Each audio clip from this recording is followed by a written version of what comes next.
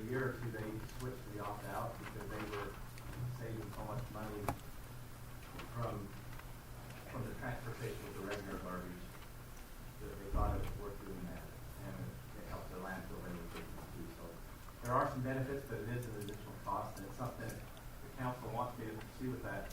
We give the bids, and you can decide if you want to do that. I mean, we can revisit it again. I don't see why you couldn't just get an RFP out and just see what it is again. We'll see what they'll give it. I mean, that's what we come up with the last time, and I think that was with an opt-out.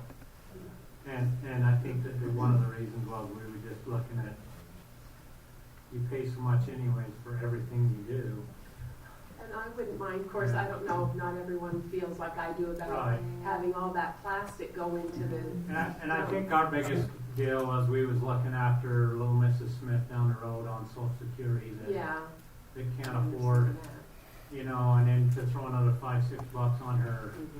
And then we put $15 on for the sewer a little while ago. You know, everything you do, you gotta add on. So I think it's a fine line of where you know what I mean? Oh, I understand. I did just get a text though as I was walking in from somebody else who said, hey, how come we don't have recycling? We've had quite a few comments. One of the reasons we're getting a lot of comments is because, and this is, I've heard secondhand that the school district used to have this company put it at all the schools. And that was helpful, but apparently the company felt like it's not possible. So they took all the ones off the school location. So that's why we've been getting a lot of comments. They said, the comments we get is the cities that done this. Why are you taking these out of the city? And it's like, well, I think it's school district wide. We used to have one across the street from our shop for newspapers, and it was... With this I-15 interchange that we're looking at doing, looking at, you know, one of the proposals was that C1, which goes on the north side of Payson and comes across there. I guess my concern is it's going to dump out somewhere, I'm guessing, by the hospital. Yeah. So are we planning on future building out that way and going that way to commercialize? Because when you build the roads, they will come. They will come. And so I was concerned about that, but I don't know if you guys are aware, but Elk Ridge is trying to do a corridor to go out to Benjamin. That's already approved and probably will start this spring. So how does that affect this corridor? I mean, what we're doing, does that change anything for us? I mean, is one of the reasons why we're doing this is for the Elk Ridge people?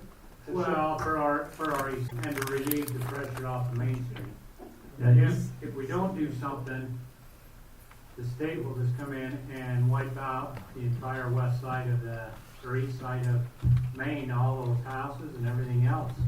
And I said, you can't do that, they're on the National Registry.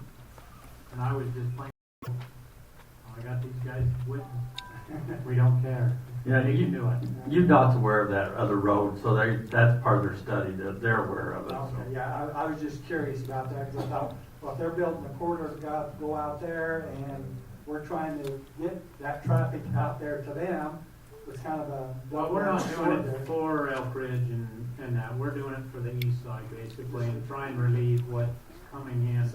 Between the two exits, it should back us off to where we don't have to worry about our Main Street exit is failing terribly.